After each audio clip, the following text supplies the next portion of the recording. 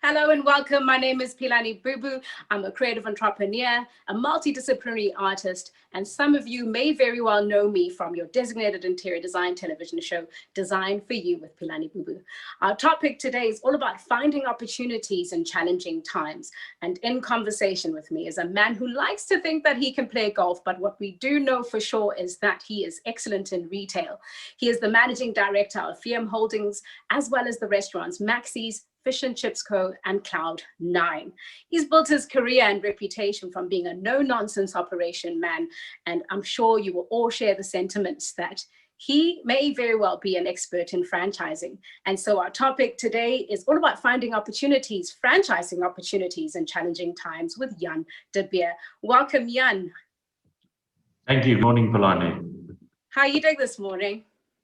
All fine, and you? Glad to see that the sun is shining again and the rain seems to have left us alone for a while. Right. Well, we'll cross our fingers for that one. Jan, my first question to you is all about the beginnings of Cloud9 in a market that's relatively underdeveloped, and that is the one of dark kitchens. How has this concept come about? So, in essence, let me maybe just take a step back and explain that a dark kitchen, or as it's also called, a virtual kitchen or a cloud kitchen, in essence is a kitchen that is set up in a premises and you only have an online presence. You do not have an actual shop front with a traditional point of sale system, an entrance and front of house seating, lighting, and everything else that goes with a traditional sit down restaurant. Your opportunity of engaging with this dark kitchen or virtual kitchen restaurant is all online. So in essence, you place your order via one of the delivery partners, Mr. D or Uber Eats. The order gets processed, it gets manufactured, the driver picks it up and it gets delivered to the comfort of your house. Right.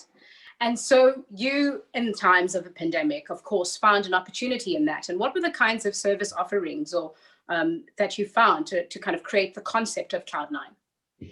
So the Cloud9 concept has been in the back of our minds before the start of the dreadful COVID pandemic.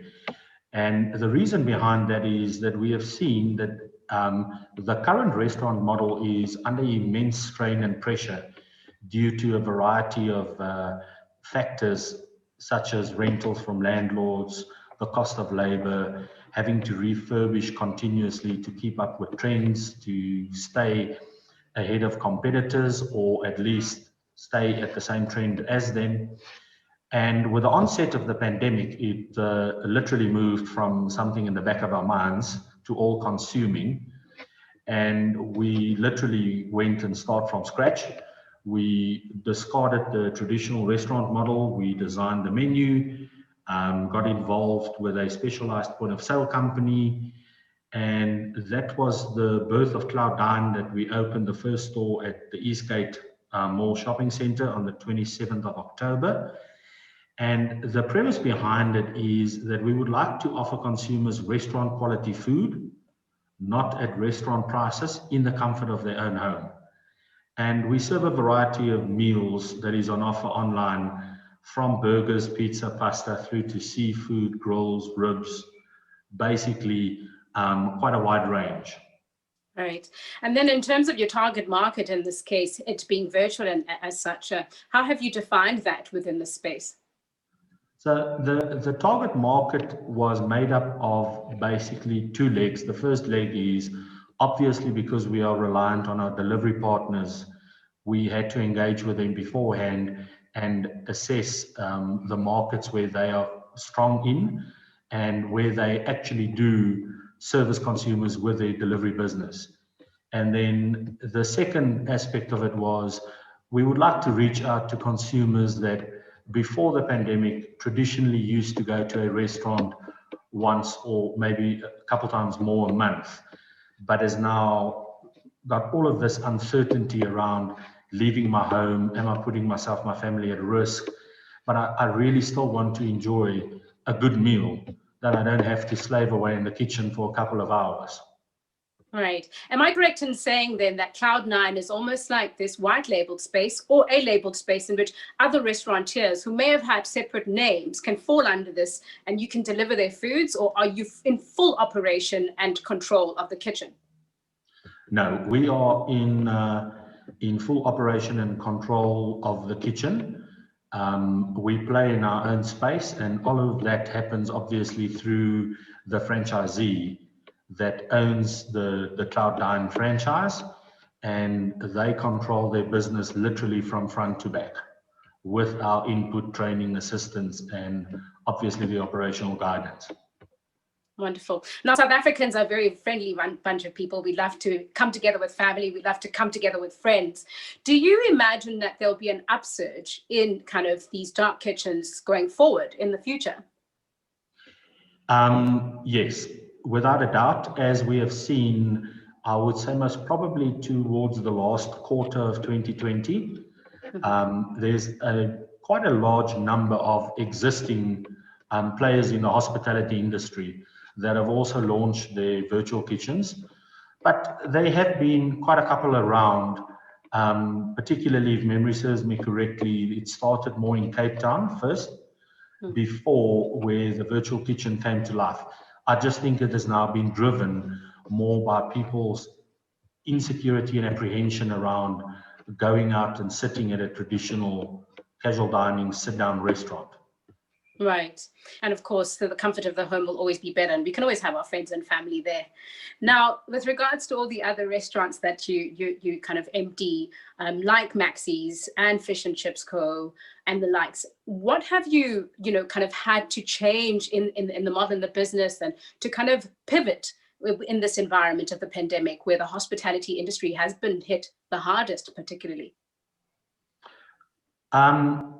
I think for the first time when the pandemic properly hit us towards March, April of last year, we realized that number one, we're going to have to go into a space where we literally have to over communicate to our franchisees, because everyone has been driven, and I think it is still happening, but everyone has been driven by absolute insecurity and questions and fear of the unknown.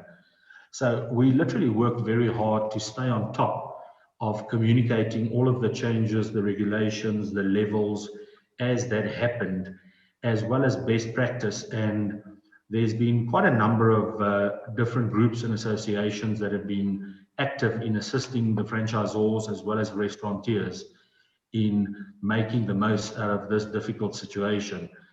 The other thing that we obviously also took a decision as the board was, as long as the stores were closed, particularly during lockdown level 5, those scary months, I think it was June, July, or May, June, we ceased completely charging any royalties, and we actively assisted all of our franchisees in negotiating some relief with the landlords, with certain suppliers, freezing terms.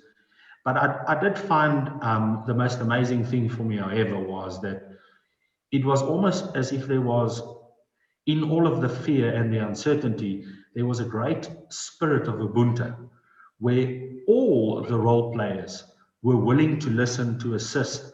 And I think we most probably all came out of it with obviously a couple of scars and a couple of proper scars that are still healing. But the fact that we could all listen and assist each other really made the impact a little bit less than what I suspected would have been. Yeah, this does lead me to my next question. So ultimately, the most important thing for you was to communicate as much as you can to your franchisees on what to do and how to cope in this environment. And I think the most amazing thing is kind of offsetting the royalty fees, which is incredible. And my next question is around this franchise model and how your role as franchisees or franchise owners can help recover the economy of South Africa. Will it take this extreme level of empathy, or are there systems that need to shift and be built? What do you think that is? The franchise model as a whole in I would say globally, but let's talk more specifically about our own backyard. South Africa has always been quite a robust and very dependable model. And the main drivers behind that is that we all know that opening up your own business comes with a massive amount of risk, and you are taking your life savings, or sometimes you have to go and get some money from funders and loans. You push it all into a business, and you literally have to think of thousands of moving parts in this business, versus the flip side of the coin, where you go with a trusted franchise model. And the start of that would always be to go to FASA, which is the Franchise Association of South Africa. If you find the franchisor is an accredited member, it's automatically going to give you quite a lot of peace of mind.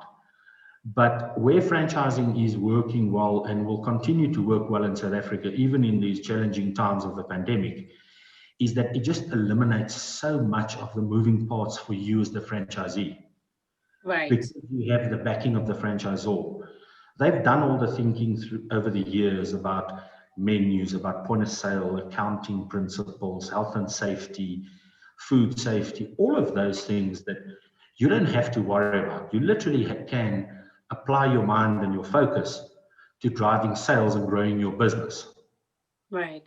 And within this new environment of kind of the virtual kitchen, has there been any shifts in those operating systems, whether it be point of sale, you know, the accountings, the payroll, we can imagine, but are there ways in which you've had to kind of change up those systems? Yes, we've had a very, very big mind shift with Cloud9, our virtual kitchen, in terms of systems, because one thing we know all too well from our Maxis brand, which is a typical restaurant model, is that the administration and the payroll, the labor, the accounting, all of that takes an inordinate amount of time out of a franchisee's life. And that is why we did not go with a traditional point of sale system in Cloud9. We partnered with a smaller company, and we literally built a point of sale system from scratch, using our operational expertise and knowledge with their insights into how to plug in the backends of our delivery partners. And then we designed modules that we are busy rolling out now around biometrics that will handle payroll, time and attendance, accounting that is directly linked to our system at the head office that assists the franchisees to make the accounting easier. And that enables the franchisee to spend, as I've said, Nana, more time in driving their sales and driving their quality, not having to worry about all of the red tape and the administrative burden that is typically placed on any business owner. Oh, that's incredible. Lots of insight and efficiency, it seems. You know, we move from the efficiency of I drive to a restaurant 20 minutes, I wait 20 minutes for my food, I drive back 20 minutes, to I'm sitting in the comfort of my own home and everything is efficient for the person working for the franchise and the people receiving the goods, which is quite incredible. Now, my last question to you is around any other future plans as VM Holdings that you have, new ventures, consolidations, mergers, if you want to share. So yeah, Philani, without letting any of the one or two cats out of the bag, obviously our main focus will always remain on driving our existing brands, ensuring their sustainability and entrenching them more throughout South Africa as we move along. But yes, we have decided as a board that 2021 is definitely going to be a year where we are going to look at one or maybe more than one acquisitions, just growing the stable a little bit, because we do think there are opportunity, and we are in amongst all of the uncertainty and fear that a lot of people experience at the moment. We are really still very optimistic, and we think there is a bright future in this country for all of us. And right. We believe at the end of the day that the franchising model is most probably one of the easiest models currently available in South Africa to address the problem of unemployment quicker than the traditional bigger corporates that have to fight quite a lot of red tape and such. Yeah, this is exactly what I was thinking. And for as long as people need to eat, we will eat, firstly. And secondly, you know, let's reduce the barriers to entry. Let people have access to business models that are proven and sound in order to create job creation. And so lastly, what would you say really you know, is easy about kind of the setup of a franchise? What are the things that people can look forward to just at phase one of trying to acquire a franchise, should they be passionate about kind of job creation, the hospitality industry in general? The beauty of franchise, in particularly phase one, is you don't have to spend every waking hour of the day and night doing research and trying to figure out, is my investment going to be safe or not? Because when you enter into a franchise model, irrespective of the franchisor, as I've said, your departure point, I would recommend being finding a franchisor that's a member of FASA. All of those franchisors, including ourselves, have done all the groundwork.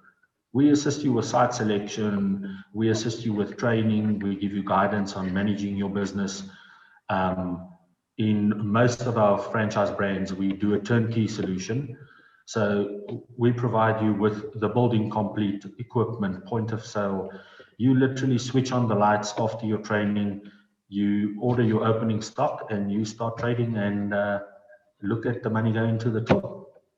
Right, focus on what you're there for, the bottom line. I love that. Thank you so much, Jan, for all your insights and information. I'm sure someone's been helped by this, or at least has started to dream about a franchise of their own, or at least franchising a business that exists. Thank you once again for joining the series. We're all about finding new opportunities in challenging times. So do join us again for the next session. From me, Philani Bubu, stay safe. Take care.